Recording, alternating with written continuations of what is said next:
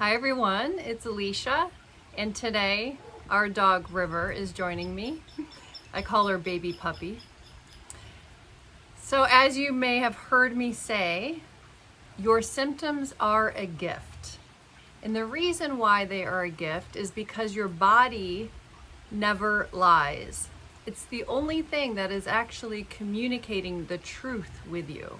So today's video, I am going to explain why your body never lies and go over the reason why you think you don't have anything to address or you've already done it from your childhood. So Alice Miller is one of my favorite authors, and she wrote a book called Your Body Never Lies. Highly recommend that. And also her other book, The Drama of the Gifted Child. What Alice Miller did brilliantly was cover the ego defenses that get in the way from healing and moving on from the pain of your past that show up not only in your body, but also many other problems in your life. So ongoing relationship problems and addictions and compulsions and eating disorders and depression and anxiety. All of those are symptoms as well. So your body doesn't lie, but your mind does.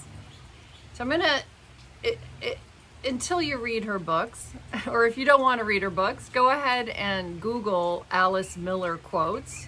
She was just absolutely brilliant, and I'm going to read you a couple of her quotes now.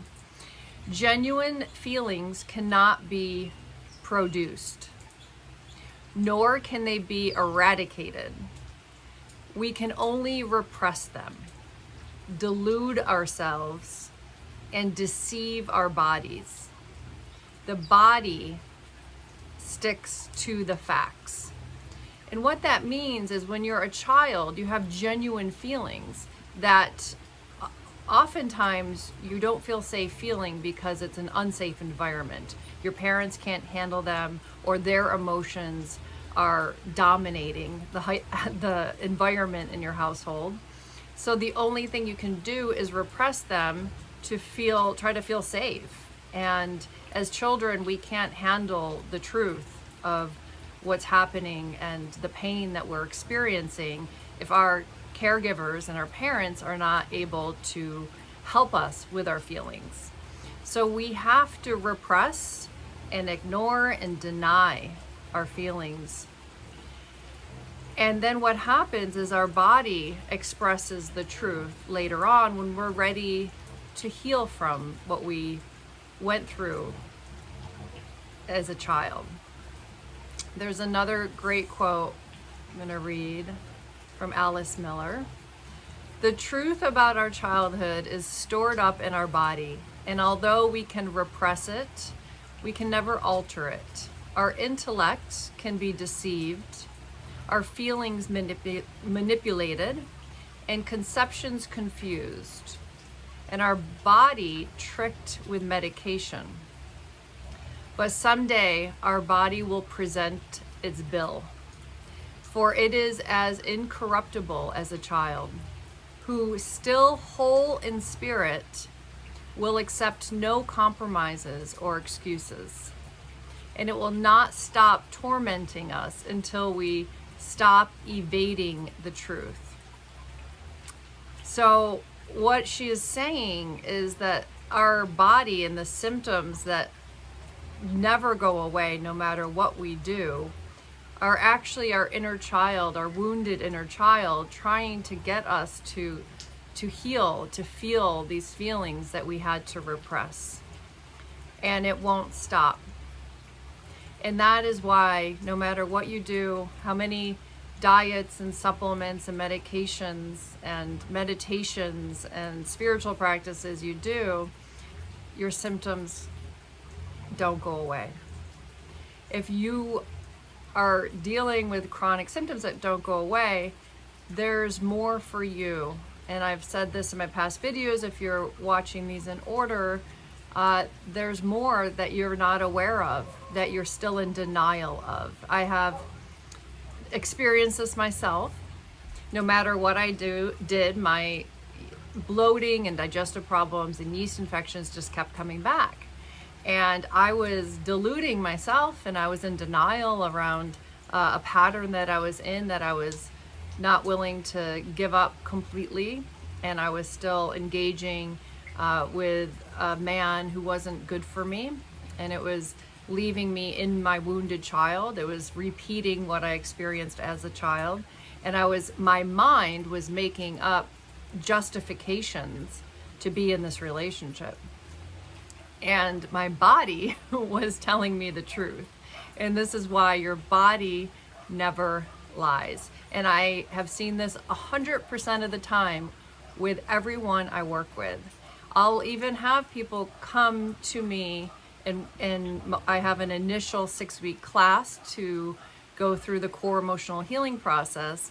And I have had many people who've come and said, I am good, I've already done it. I've already done all of this type of work from my childhood. I'm done, but I don't know why I'm still experiencing this symptom. And I said, because you're not done. It's as simple as that. And once we start exploring things together, things are revealed that they are in denial of. For example, a dysfunctional codependent relationship with a family member. This happens over and over and over, and it's a blind spot, basically. So I'll see exactly the connection between their symptoms and what they're still engaging in.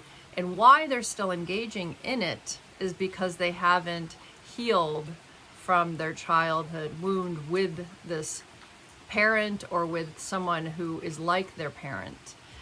Our bodies are supporting us, and they're brilliant, and they're wise, and they don't lie. So our minds lie, our perceptions lie, even our intuition. What you think is your intuition is not your intuition. If you're very wounded, if you're still stuck in your childhood wounds, it may feel like a strong intuition where you're saying, no, this is not good for me. I don't want to be with this person, or this person can't help me. And you might be really drawn to someone and say, yes, this is what I need. I can't live without this person. And that may all be coming from your wounds and acting from your wounds, protecting yourself from people when they're actually trying to support you because you don't trust support.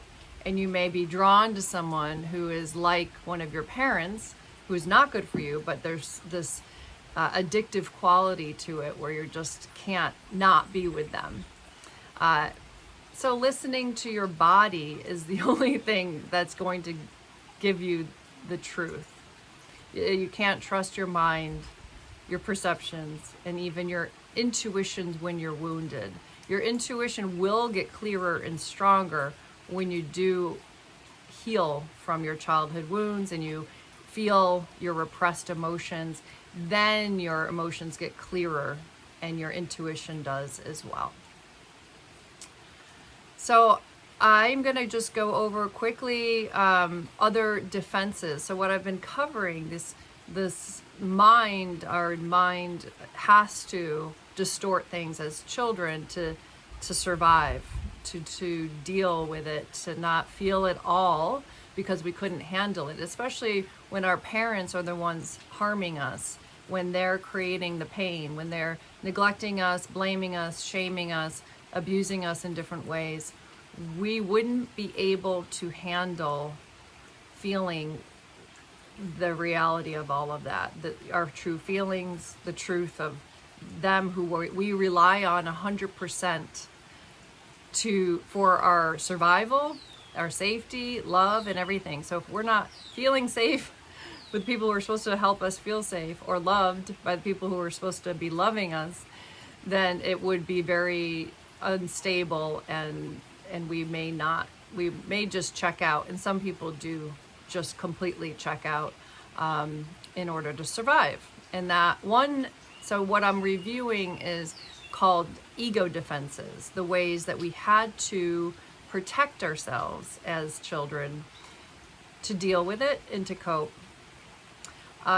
So what happens is those defenses, those protections, end up getting in the way of our healing. And so I reviewed in the last video the 3 blocks to healing, and 2 of them is actually not fully addressing your childhood wounds and feeling your feelings fully and staying in the same pattern. So you will end up not addressing your childhood wounds and staying in the same pattern from your childhood when you are still in your defenses. So those get in the way of your healing. So it's really important, take out a pen, your journal, keep it next to you during these videos. These are all mini workshops for you. And write down what your defenses are that are getting in the way of your healing. I'm going to review the common defenses so you can recognize them within yourself. So I mentioned dissociation, so completely checking out and leaving your body. There can be levels or a scale of dissociation. So some people actually lose time and that they just get completely dissociated. Some people have multiple personalities, so that's really losing a lot of time when you're in another personality. That's on the extreme end. But there's other dissociation where you just check out. You may live in fantasy. You may go up into the spiritual realm. And you may also leave your body and live in your head. So you rely on your intellect, rationality.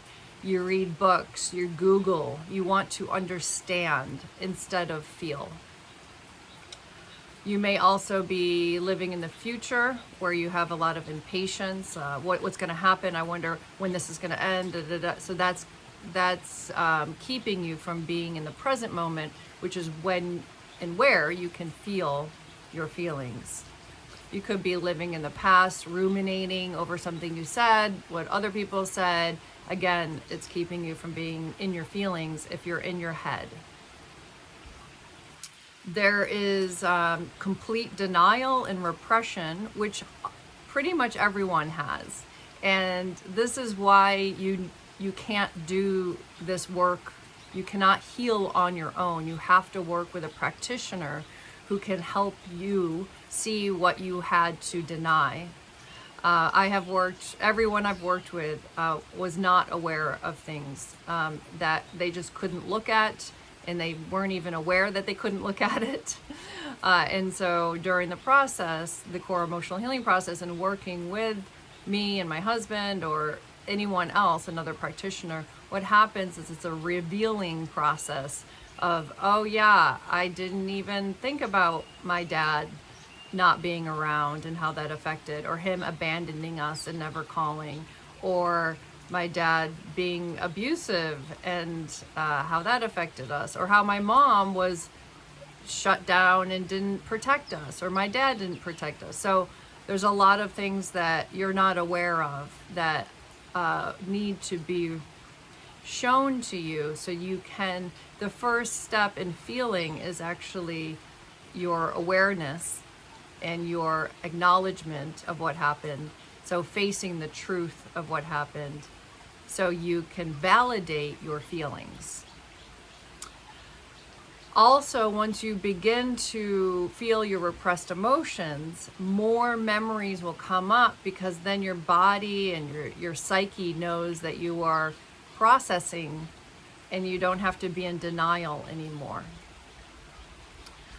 A big defense is protecting your parents. And this is what Alice Miller writes about in her books, is the over-protection of your parents, the over-respect of not disrespecting your parents, or the imbalance of the compassion we have towards our parents, which leaves no compassion for us and what we experienced.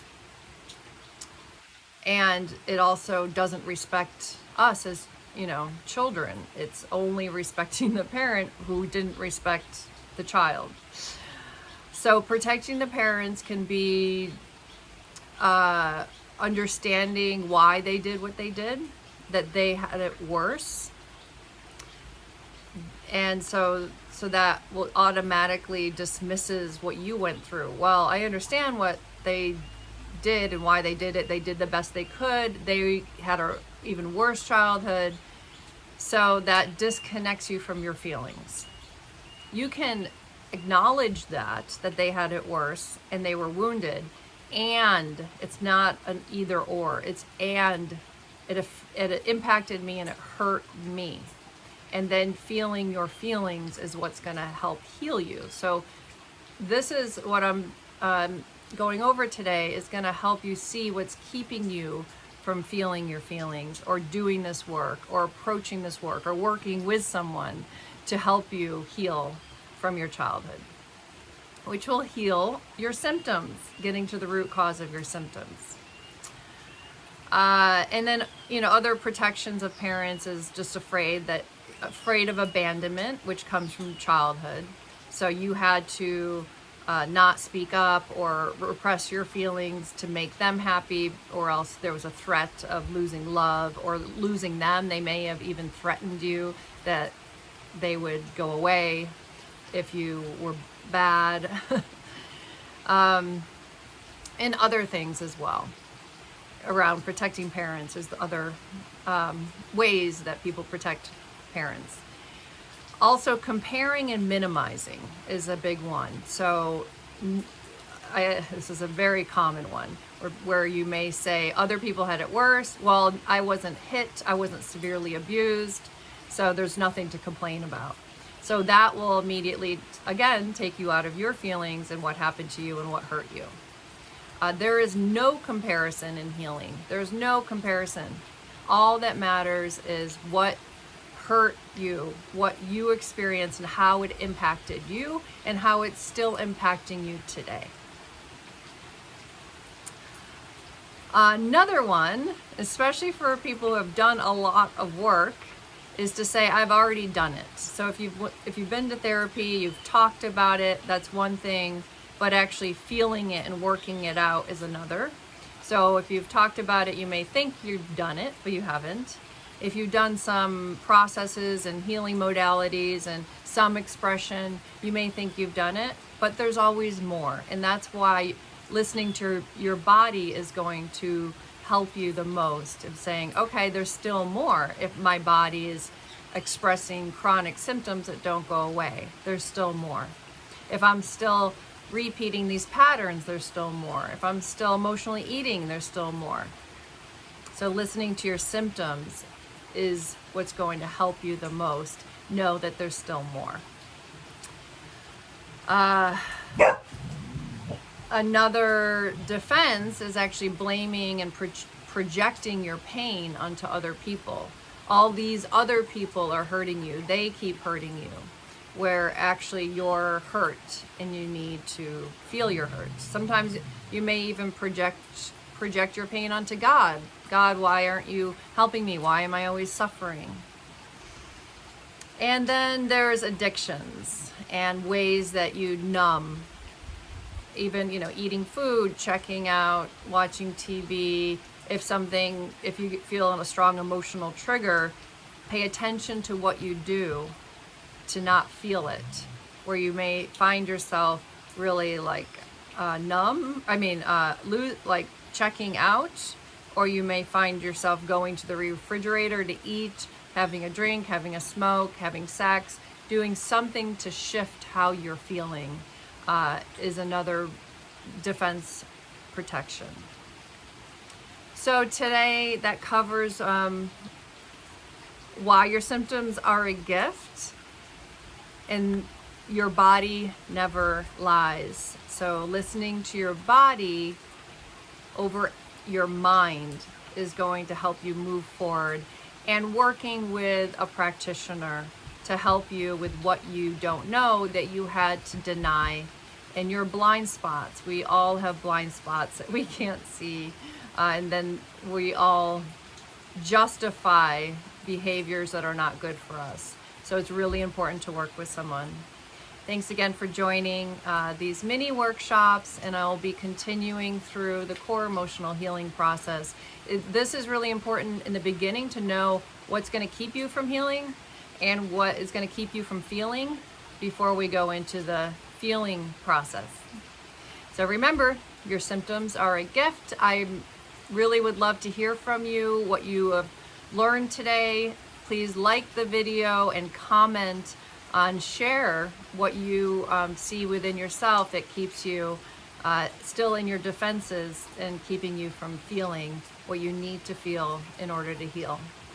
Thanks again. See you next time.